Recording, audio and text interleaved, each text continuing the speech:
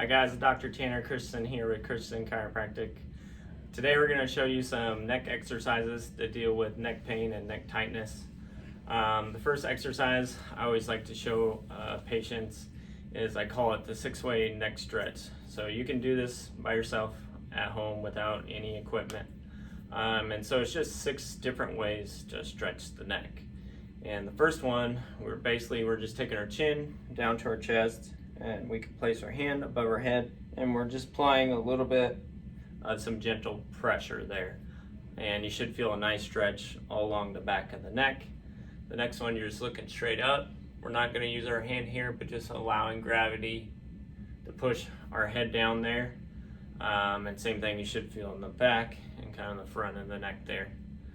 The next 2, we're going straight to the side there, and then we're going to take our hand on that same side, and we're just going to put it on the side of the head, and we're going to apply a bit of gentle pressure. If you feel like your shoulder's starting to raise with that other side there, what you can do is you can kind of take that hand and stick it behind your back there like that, and just kind of pull down, and that way that shoulder doesn't raise up. And then with the same thing, we're going to go to the other side there, and we can place that hand behind our back so our shoulder doesn't raise up if it's pretty tight there.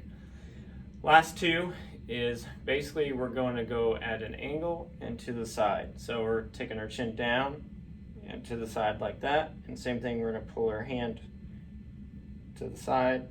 We're pushing on our head, so we're down and to the side there. And same thing, if that arm feels like it's raising, you can put it behind your back there, and we do the other side there. So that's 6 different ways to stretch the neck. The next thing we like to use is our neck trigger point tool. We have these at our office, and so we like to use this thing. It can kind of switch different ways with the little trigger points there. But the first thing we like to do is just stick it straight behind our neck. And what we're doing is we're squeezing with our hands and just applying some gentle pressure. And the first thing I like to do is just kind of squeeze at each little segment up in your neck. And so I like to squeeze and just do a little bit of side to side, just trying to gain a little bit of mobility. And I'll kind of squeeze and move side to side and move all the way up to the top of your neck. And then we can start to add kind of some stretches. So let's say your upper traps there are really tight. You can kind of move it more to that side there, and we're going to squeeze, and then we're going to look down towards our opposite chest, and you can do the same thing on the other side there. Same thing with the back of the neck. We can just squeeze and then look down and kind of work all the way up there. 2, this is also kind of a good little massager. So if you wanted to take some lotion and put it on the back of your neck, then you can kind of do some circular motion with it and kind of massage along those muscles in the back of your neck like this. And that feels pretty good. So that's our neck tool that we like to use to do some different exercises and loosen up that neck area. Next thing, I talked about this is kind of the same thing, the lacrosse ball. If you guys want to look back at the mid back and upper back exercises, this is good along the traps there and the mid to upper back, which can lead to neck tightness.